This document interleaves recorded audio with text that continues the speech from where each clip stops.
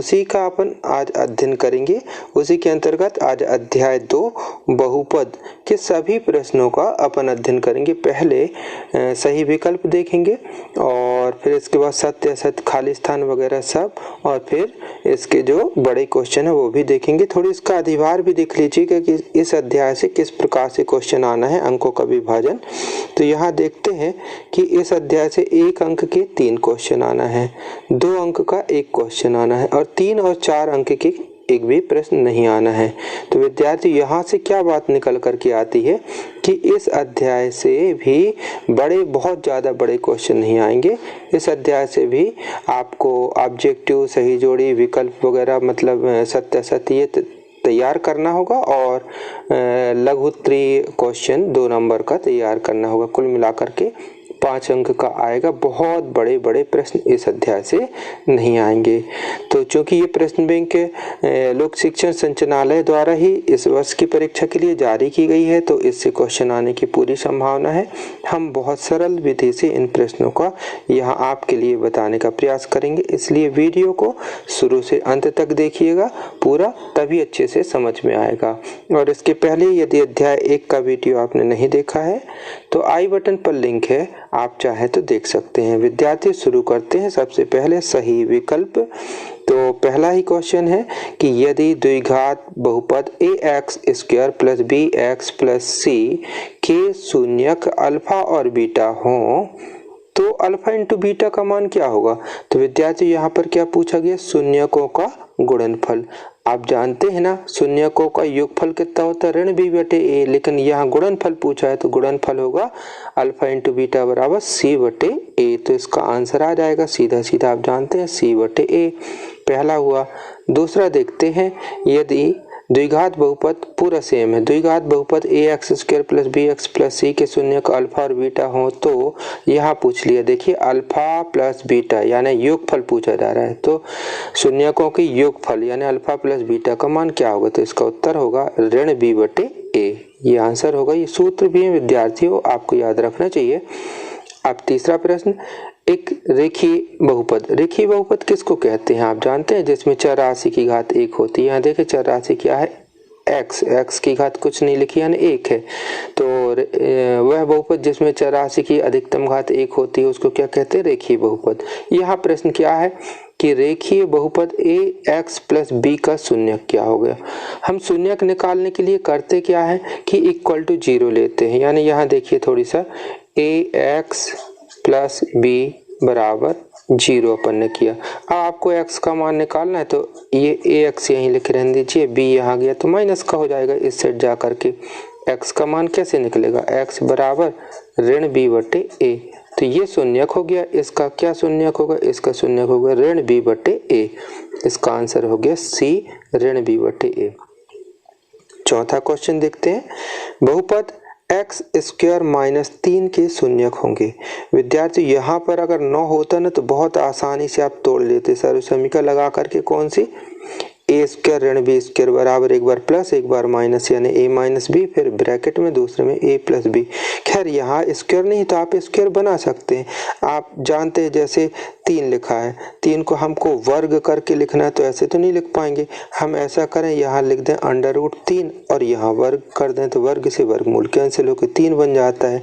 तो इसको हम कैसे लिख सकते हैं, देखिएगा यहाँ लिखा है x² - 3, तो मैं यहाँ पर ये जो 3 लिखा है इसको ऐसा लिख दूं यानी x² -√3 और पूरे का स्क्वायर ऐसा।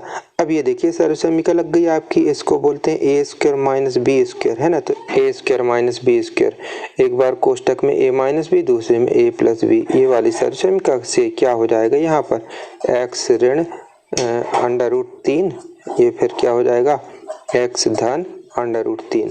अब शून्य हेतु = बराबर 0 करते हैं, तो इसको 0 के बराबर लेंगे तो क्या उत्तर निकलेगा, इसको 0 के बराबर लेंगे तो x बराबर निकलेगा √3 है ना, और इसको 0 के बराबर लेंगे तो क्या निकलेगा x बराबर -√3 है ना। तो दोनों का सम्मिलित रूप में ये दोनों का सम्मिलित रूप करेंगे तो क्या आ जाएगा +- √3 है ना। तो इसका आंसर क्या होगा? इसका आंसर होगा प्लस माइनस √3a होगा। अब देखते हैं पांचवा प्रश्न। लिखा है x square minus 7x plus 10 के शून्यक होंगे। तो क्या शून्यक होंगे इसमें से देखते हैं। यहाँ आपको तो शून्यक निकालना पड़ेगा। ये बहुपद क्या दिया है देखिए, x square minus 7x plus 10 दिया है ये sorry x square plus 7x, यहाँ पर प्लस है ये बराबर इसके शून्यक निकालना है। तो इसमें अपन को क्या करना पड़ेगा, मध्य पद को बांटना पड़ेगा। तो इसका आप गुणनखंड विधि भी सीख जाएंगे यहाँ पर। तो 10 है, यहाँ पर कुछ नहीं लिखा, इसका गुणांक 1 है तो 10 ही कम था। 10 के ऐसे गुणनखंड कीजिए कि 7 आए तो 5 दूनी 10 आएगा। तो x square plus 5x plus 2x है ना, और प्लस 10 ये, यानी कि ये जो 7 लिखा था इसको आपने ऐसा तोड़ दिया। अब यहाँ से कॉमन निकालें, ये दो पद में से, ये दो में से तो x कॉमन निकल रहा है तो x निकाले तो x प्लस 5 होगा, और यहाँ से 2 कॉमन निकलेगा इन दोनों से। तो यहाँ बचेगा, क्या बचेगा, x बचेगा, और यहाँ से 10 से 2 कॉमन निकाल रहे हैं यहाँ से, तो यानी 2 का भाग दे रहे हैं तो 2 पंचे 10, यानी यहाँ बचेगा 5। ठीक है, अब देखिए x प्लस 5 दोनों में आया तो अपन ने x प्लस 5 ये बाहर निकाला, तो यहाँ क्या बचेगा x और यहाँ बचेगा 2, यानी x प्लस 2।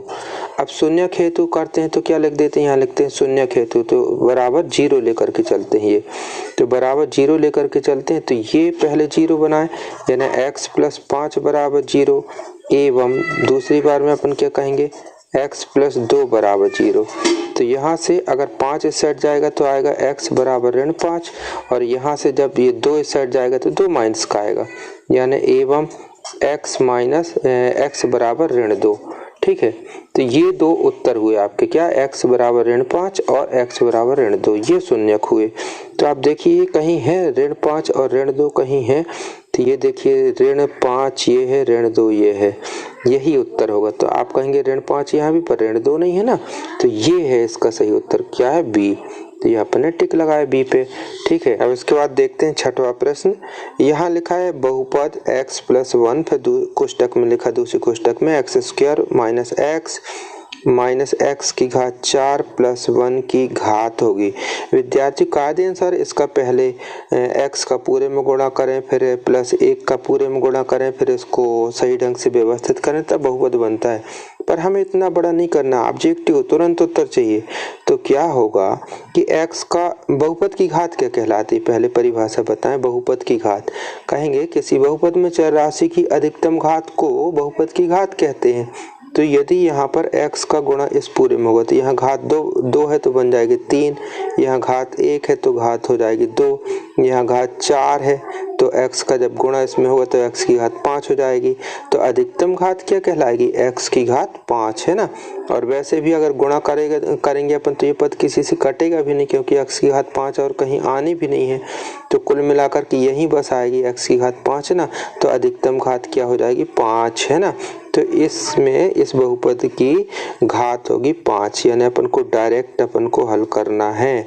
जब सातवां प्रश्न लिखा है द्विघात, यदि द्विघात बहुपद के शून्यक है ना, शून्यक ऋण 3 और 4 है। ये द्विघात बहुपद के 2 शून्यक होते हैं, पहला शून्यक को अपन अल्फा बोलते हैं, दूसरे शून्यक को बीटा। सूत्र होता है, फार्मूला क्या सूत्र होता है, यहाँ देखिएगा कि एक्स स्क्वायर ऋण अल्फा प्लस बीटा, यानी शून्यकों का योगफल इंटू एक्स प्लस शून्यकों का गुणनफल, यानी अल्फा इंटू बीटा।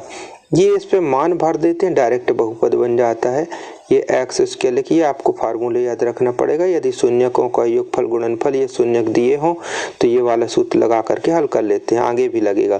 तो एक्स इसके लिखे रहने दिए, ये अल्फा की जगह पर क्या आ गया, पहला शून्यक ऋण 3, तो यहाँ पर भर दिए अपन ने ऋण 3, ठीक है, प्लस बीटा की जगह पर कितना 4 ये भर दिए, और बाहर कोष्टक लगा हुआ तो कोष्टक लगाए x, plus alpha into beta. तो अल्फा का मान कितना है, अल्फा यानी पहला शून्यक ऋण 3, कोष्टक लगाएंगे ऋण वाली संख्या को, ठीक है, और बीटा का मान 4। हल कर दें अपन इसको, तो ये हो जाएगा एक्स स्क्वायर। अब यहाँ पहले कोष्टक के अंदर हल करें, देखें तो ये क्या हो जाएगा, कोष्टक के अंदर हल करेंगे तो 4 प्लस का है 3 माइनस का है, तो ये घट जाएगा तो बचेगा 1 1 का गुणा x में करेंगे तो 1x होगा, लेकिन ये वाला माइनस तो रहेगा, यानी 1x यानी x, ठीक है। और इन दोनों का गुणा करेंगे तो 4 तिया 12, लेकिन इसके कारण माइनस का आएगा, यानी ऋण 12, ठीक है। तो ये होगा, क्या बन गया आपका बहुपद। अब ये देखिए कौन से में है, को देखिए ये पहला ही इसका वो आंसर है, ठीक है। तो ये आंसर हुआ आपका ए इसका। 8वां क्वेश्चन देखते हैं। लिखा है किसी बहुपद के कुल शून्यक उस बहुपद के आरेख के निम्नलिखित पर प्रतिच्छेदन के कुल बिंदुओं की संख्या के बराबर होते हैं। बहुत शब्द पे न जाएगा, बिल्कुल आप तो ये जानते ही है ना, जैसे ये आपने देखा होगा कि जब अक्ष खींचते ऐसे करके ये तो ऐसे करके ये बहुपद बना दी। कहे इसके शून्यकों की संख्या क्या है, तो एक्स अक्ष पे जितनी जगह पर काटता है उतनी शून्यकों की संख्या होती है। तो यहाँ पर क्या आ जाएगा कि किसी बहुपद के शून्यकों की संख्या उतनी होती है जितनी कि वह एक्स अक्ष पर जितने बिंदु पर काटता है ना, एक्स अक्ष पर आएगा। तो यहाँ इसका उत्तर आएगा एक्स अक्ष पर। ये हो गया। खालिस्तान में देखते हैं पहला, रेखीय बहुपद ए एक्स प्लस बी का शून्यक होगा। अभी आपने विकल्प में पिछले पन्ने पे निकाला, पिछले प्रश्न पे, वहां पर क्या इसका शून्यक निकला था, ऋण बी बटे, तो इसका आंसर आएगा ऋण बी बटे ए। ये हो गया, ठीक है। फिर दो बहुपदों का गुणनफल, एक बहुपद ही होता है, दो बहुपदों को हम गुणा करेंगे तो एक बहुपद ही बनेगा। तो यहाँ इसका उत्तर आएगा बहुपद, ठीक है। इसका उत्तर, दो बहुपदों को गुणा करेंगे तो वह बहुपद ही बनेगा, एक बहुपद ही बनेगा। अब तीसरा प्रश्न देखते हैं, मतलब यहाँ पर आएगा बहुपद। अब तीसरा प्रश्न देखते हैं, x square plus 4x plus 8 के शून्यकों का योगफल। यानी यहाँ आपको पूछा जा रहा है, विद्यार्थी इस क्वेश्चन में पूछा जा रहा है अल्फा प्लस बीटा बराबर कितना होगा। तो इसका सूत्र होता है ऋण बी बटे ए, यही होता है ना, ऋण बी बटे ए। तो अब यहाँ देखिए ए का मान 1 है, बी का मान 4 है और सी का मान 8 है। 1 4 8 ए बी सी। अब इसमें मान भर देना आप, ये ऋण तो लगाएंगे, ये ऋण।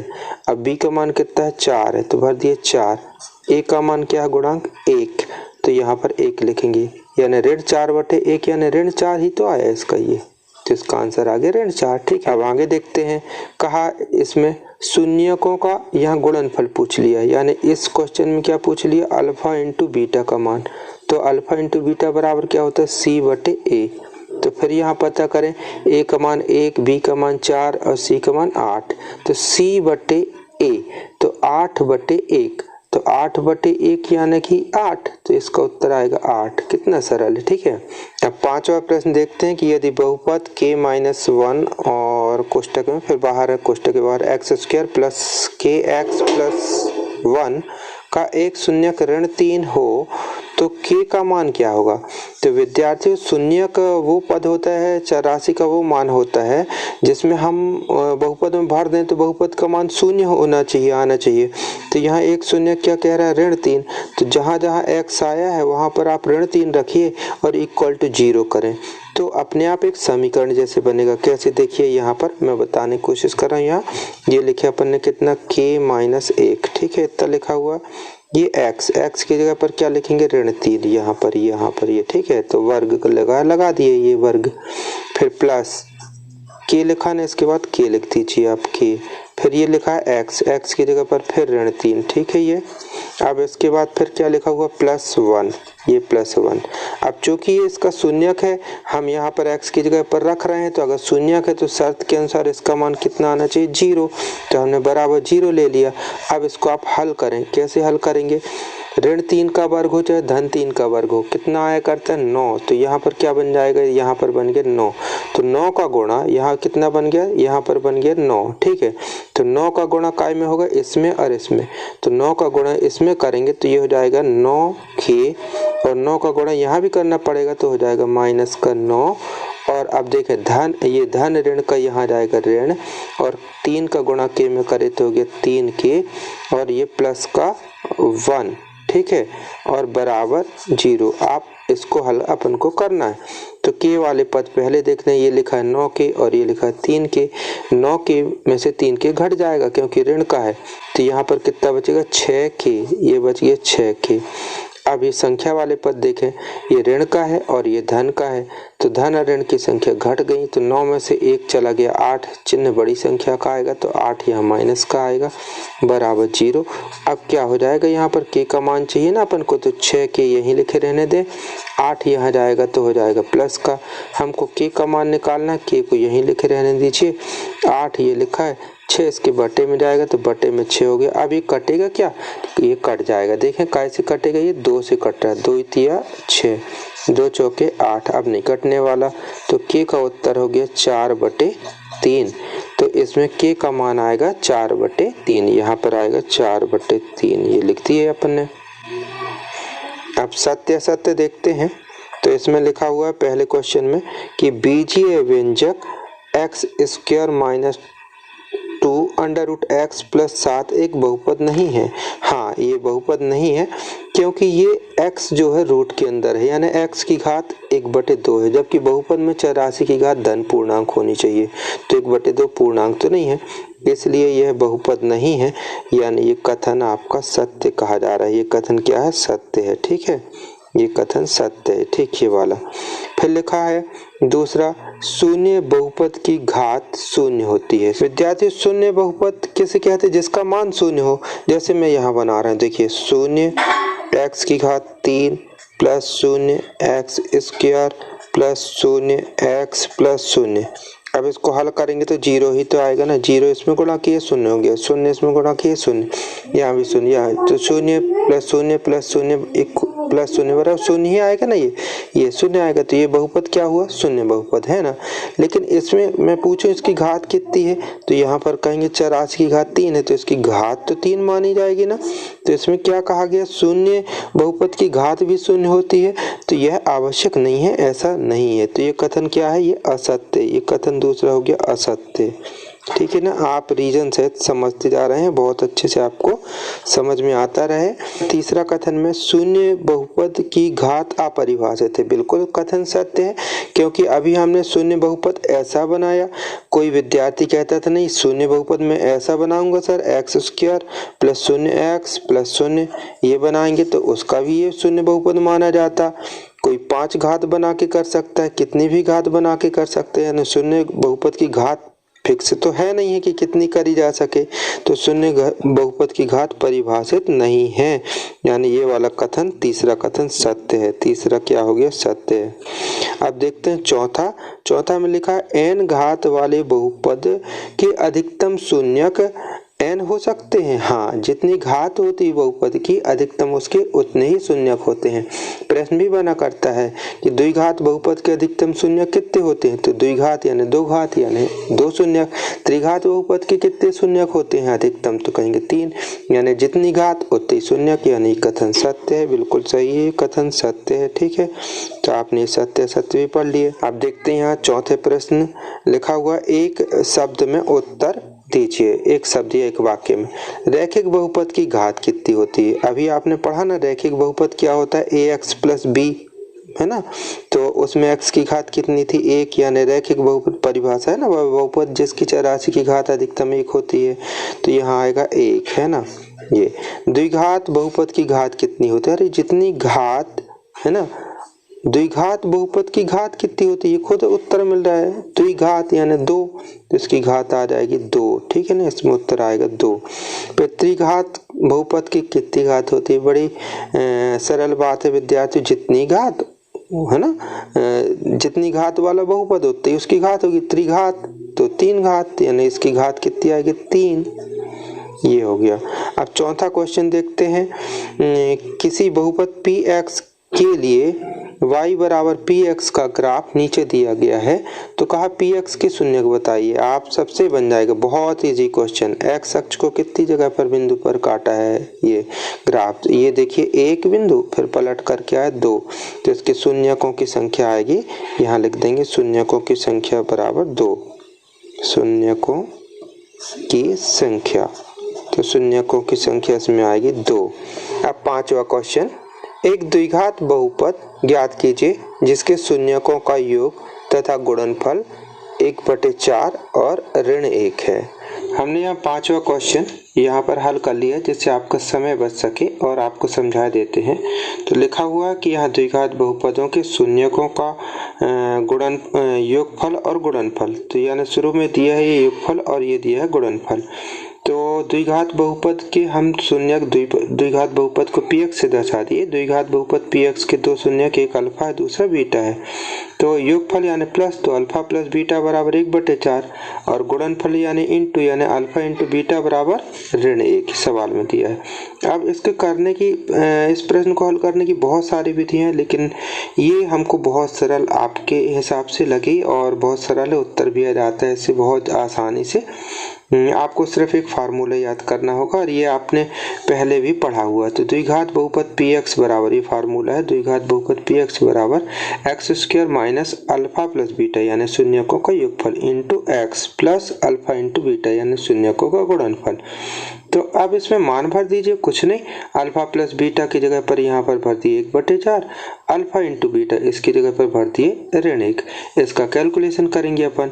तो जब कैलकुलेशन करेंगे तो यहाँ आएगा x² ही रहेगा, इसमें x का गुणा होगा तो x/4 होगा और धन ऋण का यहाँ ऋण होगा। लेकिन विद्यार्थी यहाँ पर देखें बटे में 4 आएगा, है ना। तो इस 4 को क्या है कि ABC के मान पूर्णांक आना चाहिए, ठीक है ना।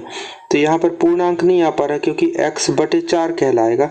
तो उस स्थिति में हम 4 का इस पूरे में गुणा कर देंगे सभी पदों में। तो यहाँ पर हमने लिख दिया 4 का गुणा करने पर सभी पदों पे। तो 4 का जब सभी पदों में गुणा होगा यानी यहाँ भी 4 का गुणा, यहाँ भी 4 का गुणा, यहाँ भी 4 का गुणा, तो ये हो जाएगा 4x²। और जब यहाँ 4 का गुणा करेंगे तो 4 से ये वाला 4 कटा माना जाएगा और यहाँ पर भी ये 4 एकम 4 आ जाएगा, ठीक है।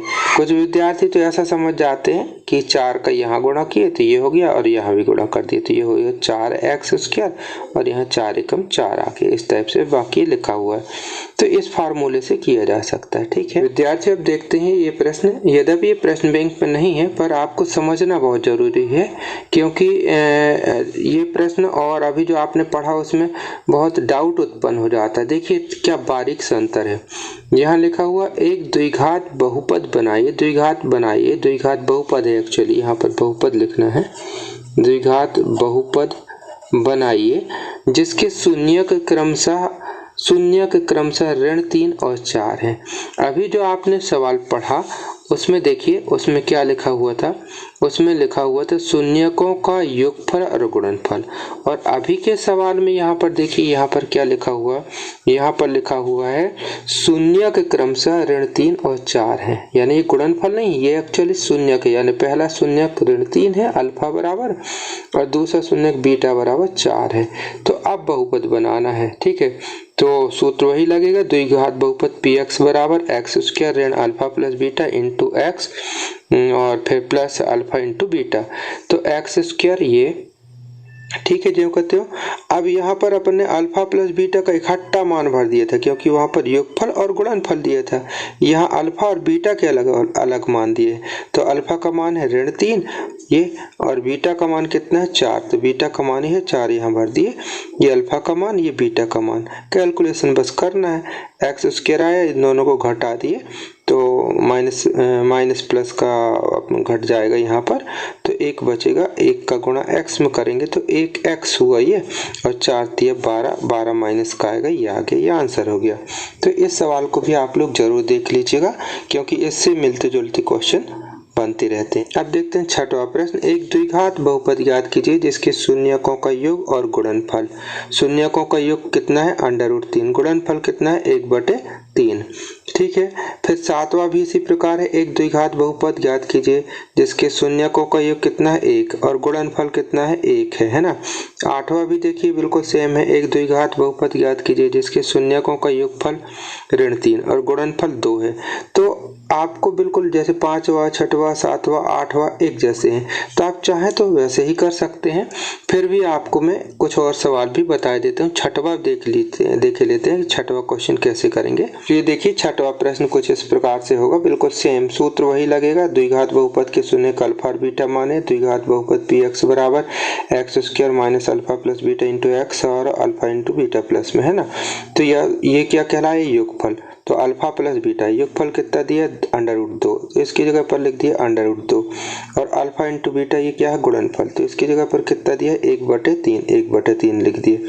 अब फिर यहाँ पर देखिए पूर्णांक मान नहीं आ रहे हैं ना, यहाँ पर ये कहने बटे में आ गया ना c का मान।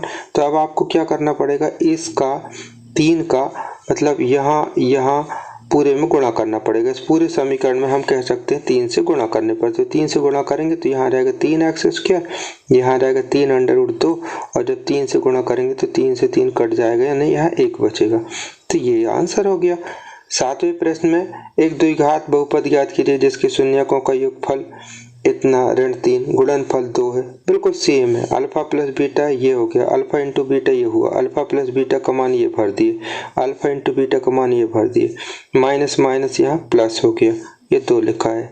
तो बहुत इजी है, आप चाहे तो स्क्रीनशॉट ले सकते हैं और हल कर सकते हैं। देखते हैं विद्यार्थी 9वां क्वेश्चन, एक बिल्कुल सेम वैसा ही है भी। द्विघात बहुपद ज्ञात कीजिए जिसके शून्यकों का योगफल ऋण 1/4 है और गुणनफल 1/4 है। सेम है, लेकिन आप कहेंगे सर इसमें बटे में है तो क्या करें। तो चलिए 9वां क्वेश्चन अपन देख लेते हैं। देखिए यहाँ पर माना द्विघात बहुपद के शून्यक अल्फा बीटा मान लिए, सेम वैसा अल्फा प्लस बीटा बराबर कितना है ऋण 1/4, और अल्फा इंटू बीटा बराबर कितना है 1/4। सूत्र वही लगाया अपन ने, px बराबर x² minus alpha plus beta into x plus alpha into beta. अब ये क्या है योगफल, तो योगफल की जगह अल्फा प्लस बीटा की जगह पर ऋण 1/4, अल्फा इंटू बीटा की जगह पर कितना 1/4। हल कर दीजिए, कुछ नहीं रखा, माइनस माइनस का यहाँ प्लस हो जाएगा, और ये x का 1 में गुणा हुआ तो x/4 और 1/4 ये है। अब यहाँ भी बटे में 4 आया ना, तो इसमें हम कह देंगे 4 से गुणा करने पर, तो 4 से गुणा करेंगे तो 4 यहाँ भी आएगा, यहाँ भी गुणा करेंगे, यहाँ भी गुणा करेंगे, तो यहाँ गुणा करेंगे तो 4x² हो जाएगा, लेकिन ये वाला 4 इससे कट जाएगा, और यहाँ 4 लिखेंगे तो ये वाला 4 इससे कट जाएगा, यानी यहाँ से ये दोनों 4 हट जाएंगे। ठीक है, तो उत्तर आ जाएगा 4x² प्लस x प्लस 1। ठीक है, अब देखते हैं 10वां क्वेश्चन। तो 10वां क्वेश्चन में लिखा है एक द्विघात बहुपद ज्ञात कीजिए जिसके शून्यकों का योग और गुणनफल बिल्कुल सेम है। विद्यार्थी निश्चित तौर पे मान के चलिए इस टाइप का एक क्वेश्चन आएगा परीक्षा में। ठीक है, तो सेम 10वां आप कर लीजिएगा। 11वां क्वेश्चन देखते हैं कि 11वां में लिखा है एक द्विघात बहुपद x² माइनस 2x माइनस 8 के शून्यक ज्ञात कीजिए। इसमें आपको पहले शून्य ज्ञात करना है, फिर लिखा है शून्यकों तथा गुणांकों के बीच संबंध की सत्यता की जांच करना है। यद्यपि क्वेश्चन थोड़ी सा बड़ा लगता है, पर चूंकि प्रश्न बैंक में दिए हैं तो मैं इसको बताऊंगा, और इस टाइप से आपको 11वां 12वां 13वां 14वां 15वां बिल्कुल सेम क्वेश्चन है। ठीक है, तो पहले 11वां देख लेते हैं। देखते हैं 11वां क्वेश्चन यहाँ पर, तो ये आपने लिख दिया ये पूरा यहाँ पर जो द्विघात बहुपद ये दिया था। अब यहाँ पर जो 2x लिखा है, 2x को ये मध्य पद कहलाता है, इसको बांटना होता है। कैसे बांटते हैं, यहाँ 8 है, ये 1 है, तो 8 एकम 8, 8 के ऐसे गुणनखंड करें कि जोड़ने घटाने पे 2 आए, है ना, तो ऋण का 2 आना चाहिए। तो 4 दूनी 8, 4 में से 2 घटाएंगे तो 2 बचेगा, लेकिन माइनस का चाहिए तो इसलिए ऋण बड़ी संख्या माइनस की रखे। अब यहाँ इन दोनों से अपन ने कॉमन निकाला x, तो x यहाँ से कॉमन निकला तो ये बचेगा, यहाँ पर x ही बचेगा, यहाँ पर 4 बचेगा। फिर यहाँ से 2 कॉमन निकाल रहे हैं तो यहाँ बचेगा x और 2 चौके 8, यानी यहाँ 4 बचेगा। x माइनस 4 यहाँ भी, x माइनस 4 यहाँ भी, दोनों से कॉमन निकाल दिए तो ये वाला x यहाँ बचा, ये 2 यहाँ बचा। ठीक है, तो ये आ गया। अब शून्यक हेतु क्या करते हैं, इसको 0 के बराबर लिखते हैं और इसको भी 0 के बराबर लिखते हैं। तो ये इसको 0 के बराबर लिखे तो 4 इस साइड पक्षांतर करे तो प्लस का हो गया, 2 इस साइड पक्षांतर करे तो माइनस का हो गया। तो एक शून्यक अल्फा बराबर ये हो गया 4 और एक शून्यक बीटा बराबर हो गया ऋण 2। तो ये निकला है शून्यक। आपने आधा क्वेश्चन कर लिया कि शून्यक ज्ञात कीजिए। अब लिखा हुआ है संबंध की सत्यता की जांच भी करें। तो जो द्विघात बहुपद ये जो दिया गया था इसकी तुलना आपको ax² plus bx plus c से करना पड़ेगा, यानी पहला पद a, दूसरा पद b, तीसरा पद c कहलाता है। तो a बराबर क्या है, इसका गुणांक कुछ नहीं तो 1 माना जाएगा, नहीं जो कुछ नहीं लिखा तो 1 है। फिर b बराबर कितना ऋण 2, चिन्ह सहित लीजिएगा। c बराबर कितना ऋण 8, तो a b c के मान आ गए। अभी आपने पढ़ा ही है कि शून्यकों का योगफल यानी अल्फा प्लस बीटा कितना होता है ऋण b बटे, और गुणनफल अल्फा इंटू बीटा कितना होता है c बटे। तो पहले संबंध की जांच करने के लिए अल्फा और बीटा के मान भर दिए जो आपने निकाला। अल्फा का मान 4, बीटा का मान -2। ठीक है, इसी प्रकार यहाँ पर ऋण तो लगा रहेगा। ये बी का मान कितना है, ये -2। ठीक है, और ए का मान कितना है, 1। अब 4 में से 2 घट जाएंगे तो 2 ही बचेंगे ना यहाँ पर, और माइनस माइनस का प्लस हो जाएगा, यानी यहाँ भी 2 आ जाएगा। तो 2 बराबर 2 यानी संबंध सत्य है। हो गई जांच। अब दूसरा देखते हैं। यहाँ देखते हैं अल्फा इंटू बीटा बराबर कितना, C/A।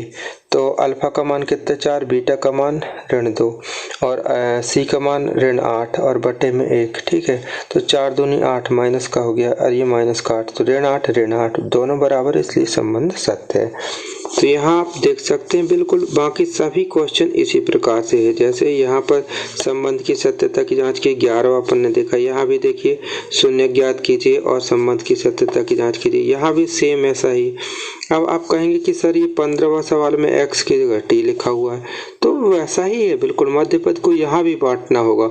आपको यदि डाउट लगता है तो चलिए मैं 15वां सवाल बता देता हूँ आपको। यहाँ पर द्विघात बहुपद कैसा दिया गया, 5t² प्लस 12t प्लस 7 द्विघात बहुपद दिया। ठीक है, तो यहाँ अगर डायरेक्ट यहीं पर तुलना कर लीजिए तो पहला पद a, दूसरा पद b, तीसरा पद c, यानी a बराबर 5, b बराबर 12 और c बराबर 7। चिन्ह सहित लेना पड़ता है, यहाँ माइनस के कोई नहीं थे इसलिए यहाँ भी माइनस के नहीं आए, तो a b c अपन ने निकाल लिए।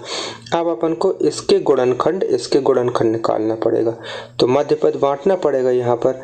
तो देखिए यहाँ 5 लिखा है या 7 लिखा है, 7। तो पहले 5 का 7 में गुणा करें मन में, तो 5 7 35। अब 35 के ऐसे गुणनखंड कीजिए आप कि जोड़ने पर उनको कितना आना चाहिए, मध्य पद 12 आना चाहिए और गुणा करने पे 35 आना चाहिए। तो वही होगा 7 पना 35, 7 और 5 हो जाएगा 12, गुणा करने पे 35 आ जाएगा।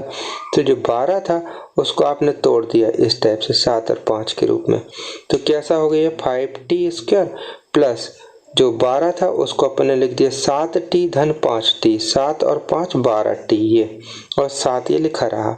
अब यहाँ पर 3 पद थे, अब ये देखिए 1 2 3 4 पद हो गए। तो इन दोनों में से क्या कुछ कॉमन दिख रहा है आपको, कुछ नहीं दिख रहा है, तो t तो दिख रहा है ना दोनों में जो कॉमन है, तो t बाहर निकाल दिए।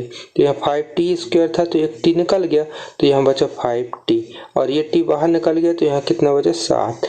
अब यहाँ से कुछ कॉमन नहीं निकल रहा, आप कहेंगे तो कुछ नहीं निकलता तो सब में 1 का भाग तो चला जाता है ना, तो 1 कॉमन निकलेगा, तो यहाँ बचेगा 5t प्लस 1। अब 5t प्लस 7 है ना, तो 5t प्लस 7 यहाँ भी आया यहाँ भी आया, तो पूरे से कॉमन निकाल दिए। तो मतलब समझ लीजिए कॉमन निकाल दीजिए, यानी ये समझ लो ये लाइन मिट गई, इतना ये पद मिट गया। तो क्या दिख रहा होगा आपको, t और प्लस 1, तो t प्लस 1 यहाँ लिख दीजिए। ये हो गए गुणनखंड। अब शून्य है तो इसके बराबर 0 लेते हैं, तो पहला पद 0 लेंगे, इतना पहला गुणनखंड 0 लिखेंगे और फिर दूसरा गुणनखंड भी 0 लिखेंगे।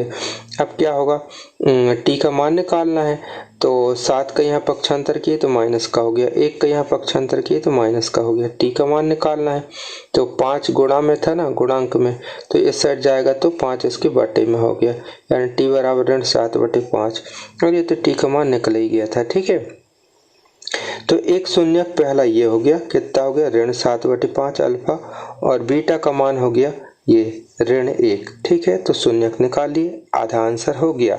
अब यहाँ पर संबंध की सत्यता की जांच करते हैं। तो पहला संबंध क्या है, शून्यकों का योगफल यानी अल्फा प्लस बीटा बराबर ऋण b/a।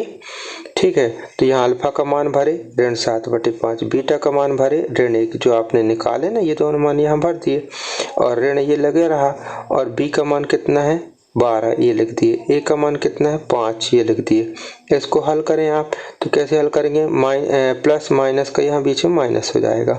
आप इसको एलसीएम लेकर के हल करना है, तो एलसीएम आएगा 5, ये ऋण 7 यहाँ रहा, इसका यहाँ गुणा किए तो ये हो जाएगा ऋण 5। ठीक है, इतना आया। आप यहाँ तो इतना ही रहेगा ऋण 12/5। अब ये 7 और 5 12, माइनस का माइनस ही रहेगा, है ना। अब तो ऋण 12/5 यहाँ भी आया, तो संबंध हो गया सत्य, पहले की जांच हो गई। दूसरा संबंध अल्फा इंटू बीटा बराबर c/a होता है। अल्फा का मान ऋण 7/5, बीटा का मान ऋण 1, और c बटे ए। तो सी का मान 7 है और ए का मान 5 है। अब यहाँ देखिए माइनस का माइनस में गुणा होगा तो प्लस हो जाएगा ना 7/5, और ये तो था ही ना 7/5, तो संबंध सत्य है। तो प्यारे विद्यार्थियों, कैसा रहा आज का वीडियो? हम उम्मीद करते हैं कि आपको परीक्षा के लिए बहुत मदद मिलेगी इस वीडियो से। तो यदि आपको इसी प्रकार की और भी वीडियो बहुत जल्दी चाहिए है तो प्लीज़, यदि अभी तक सब्सक्राइब नहीं किए तो सब्सक्राइब कर लीजिएगा सबसे पहले, और अपने दोस्तों तक अधिक से अधिक शेयर कीजिएगा। वीडियो में बताई गई जानकारी आपके लिए उपयोगी लग रही है तो लाइक कीजिएगा और शेयर जरूर करें, जिससे सभी बच्चों का भला